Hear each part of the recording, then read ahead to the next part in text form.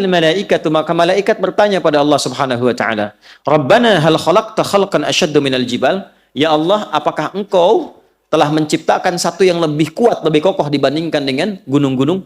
Ada enggak yang lebih kokoh dibandingkan gunung? Maaf, kalau pasak itu harus kokoh enggak? Harus kuat enggak? Nah, maka Allah menjadikan gunung itu kuat, kokoh.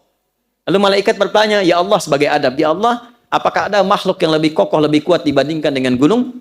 Ya. Qala na'am, maka Allah menjawab, "Ya, al-hadid, besi." Besi dari segi kekuatannya maksudnya. Kemudian faqalatil malaikah, malaikat bertanya lagi, "Rabbana la khalaqta khalqan asyadda minal hadid?" Ya Allah, apakah Engkau pernah mencipta satu yang lebih kuat dibandingkan dengan besi? Qala na'am, ya, an-nar, api. Baik ya, api lebih kuat dibandingkan dengan apa? Besi. Teruskan, nanti ada sesuatu yang penting. Rabbana, diteruskan lagi. Rabbana hal khalaqta khalqan asyaddu minan nar? Ya Allah, apakah Engkau mencipta juga yang lebih kuat dibandingkan dengan api? Qala na'am, ya. Al-ma, aku ciptakan air. Makanya api kalah oleh apa? Air. Jadi kalau sedang ada tersengat panas, disiram pakai apa? Air. Kalau ada yang kepanasan, maka diteduhkan dengan apa?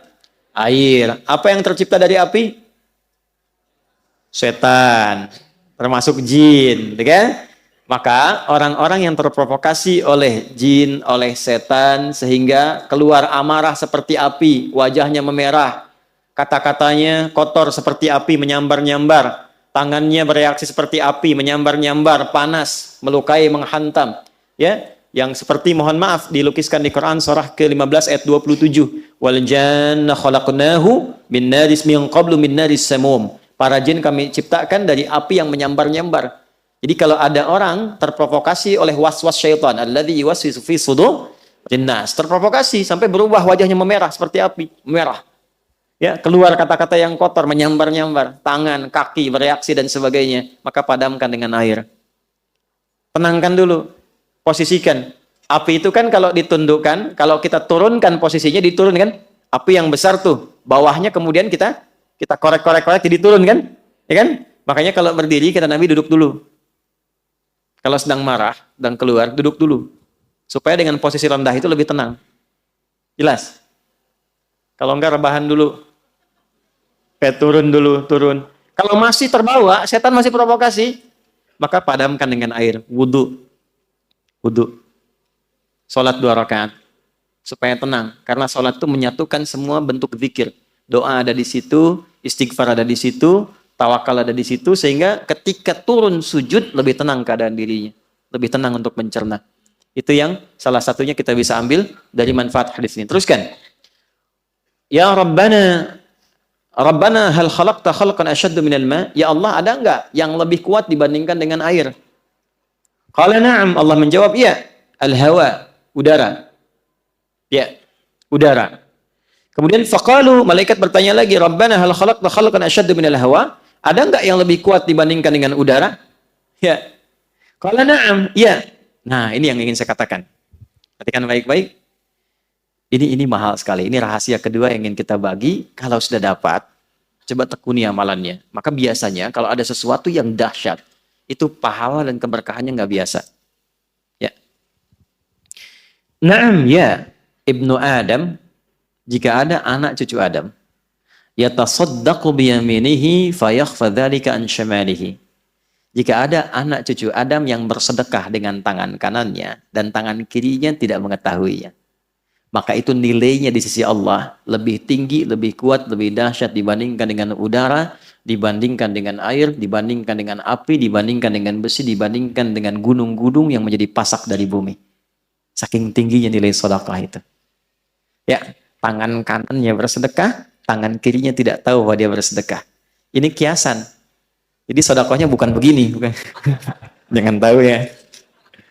Bukan. Ini kiasan, gambaran. Seperti tangan di atas lebih baik daripada tangan di... Ingat ya, kalau ngaji bahasa Arab nanti 85% dari bahasa Nabi itu bahasa majaz, kiasan. Karena Nabi orang paling fasih bahasa Arab. Orang Arab itu kalau sudah fasih, kata-katanya balaghah.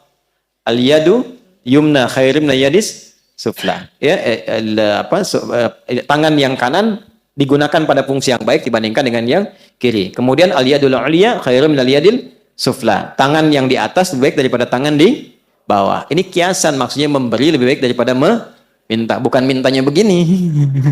Di atas bukan. Nah, yang dimaksud tangan kanan memberi, tangan kiri itu tidak melihat, maksudnya menghindari ria. Menghindari apa? Ria. Ya. Memberi tidak harus banyak orang tahu. Nyumbang tiba-tiba udah jadi hamba Allah gitu kan. Nah, itu lebih baik. Memberi terbuka pun nggak apa-apa. Siapa yang mau bersedekah untuk masjid saya 100 juta, boleh-boleh saja, asal bisa mengendalikan perasaan dirinya. Ya, saya Pak, 100 miliar. Oh, Masya Allah Pak, tapi tolong buatkan spanduk dari Sabang sampai Merauke. Saya itu. Fotonya yang besar gitu. Nah, itu persoalan. Nah, jadi ternyata saya mau berikan rumus sedekah itu. Kalau dilakukan dengan niat yang ikhlas, itu nilainya tinggi di hadapan Allah sampai mengalahkan kuatnya pasak gunung yang menjadi pasak bumi. Kuatnya gunung yang menjadi pasak apa? Bumi. Ini bahasa kiasan, maksudnya apa? Saking tinggi nilainya di sisi Allah, itu sampai mengalahkan kekuatan gunung sebagai pasak apa? Bumi. Makanya kalau ada orang bersedekah dengan bentuk harta, itu nilainya di dalam surah Al-Baqarah, di ayat 261. Itu paling sedikit 700 kali lipat. Berapa? Paling sedikit ya, karena ayatnya suka dipotong sampai situ padahal belum selesai. Matsalul ladzina yunfiquna amwalahum fi sabilillahi kamatsali habbatin ambatat sab'a sanabil 7 fi kulli sumbulatin mi'atu habbah 100. 1 kali 7 kali 100. Berapa? 700. Belum selesai. Wallahu yudha'ifu liman yasha wallahu wasi'un alim. Dan Allah akan melipat gandakan tanpa batas bagi siapapun yang tidak pernah berhitung dalam memberi. Jadi kalau nggak berhitung, Allah beri tanpa hitungan. Dan yang dimaksud 700 itu, jangan dipahami dengan batas materi, sehingga menjadi materialistik. Jangan pahami begini, kalau saya sedekah misalnya 100 rupiah, maka kalikan 700, saya akan dapat balasan 70.000. Maka di hari ini saya akan mendapatkan 70.000 dari Allah. Tidak begitu. Bentuknya bisa macam-macam. Ini yang dimaksud pahala, dimaksud akhirat. Yang dimaksud akhirat. Anda ngaji Quran, satu hurufnya berapa? 10. Sholat dikerjakan, selesai, dapat 10. Tapi sedekah, begitu dilakukan, 700 kali lipat. Jarak satu keduanya 500 tahun. Dua ketiga 500 tahun. Tiga keempat 500 tahun. Itu tinggi. Kalau sholat, yang tidak punya harta pun sholat. Ngaji, siapapun bisa ngaji. Tapi bisa mengeluarkan apa yang dimiliki dari titipan harta, itu nggak mudah. Karena itu begitu keluar dan dilakukan karena Allah, apresiasinya tinggi. Kalau urusan dunia, balik dengan urusan dunianya, itu berkahnya saja. Bentuknya tidak harus dalam bentuk uang. Bisa jadi Anda dapat proyek nilainya ya 700 kali lipat. Bisa jadi Anda tidak sakit, terjaga dari sakit yang nilainya demikian. Bisa jadi. Tapi yang dimaksud di sini pahalanya. Jelas? Nah, jadi ketika berbicara tentang gunung, dalam hadis ditambahkan di tafsir ini, tafsirnya Ruhul Ma'ani, karya Syekh Al-Alusi. Ruhul Ma'ani. Ya. Jadi ditambahkan di hadis ini, saking pentingnya pasak gunung itu untuk menyentuh akal kita. Gunung sebagai pasak bumi. Kalau engkau sudah sadar. Sekarang maaf ya, maaf. Sudah dibuktikan secara ilmiah. Benar kebenarannya. Para ilmuwan sudah berbicara. Dan ternyata Quran jauh-jauh hari sudah menyatakan. Lalu alasan apa lagi yang Anda jadikan untuk menyoal Quran? Para ilmuwan yang lebih pintar daripada Anda sudah membuktikan firman Allah. Anda masih menyoalnya. Akal Anda ada di mana gitu. Itu maksudnya. Jadi kalau masih ada orang-orang sekarang yang iseng menyoal isi Quran, memotong-motong, ngambil, bicara tentang jilbab, bicara tentang ayat tahajud, bicara tentang masjid, potong-potong ayat tentang ini dan itu, memotong ayat tentang surga, bicara tentang neraka, ya, dipotong-potong dan sebagainya, dibalik tanya oleh Quran, hei, yang paling pintar aja sudah membenarkan apa yang Allah sampaikan. Ente yang kepintarannya nggak nyampe situ masih menyoal, otaknya masih ada nggak? Jangan dipotong videonya ya. Ya, itu maksudnya. Jelas? Jadi kenapa Anda mesti berdebat pada yang tidak penting, yang Anda pun nggak paham. Yang paling aneh itu sudah nggak pada paham, didebatkan. Didiskusikan. Tapi nggak memahami itu gitu. Jangan sampai terjadi ada umat yang demikian, cuman ramenya aja.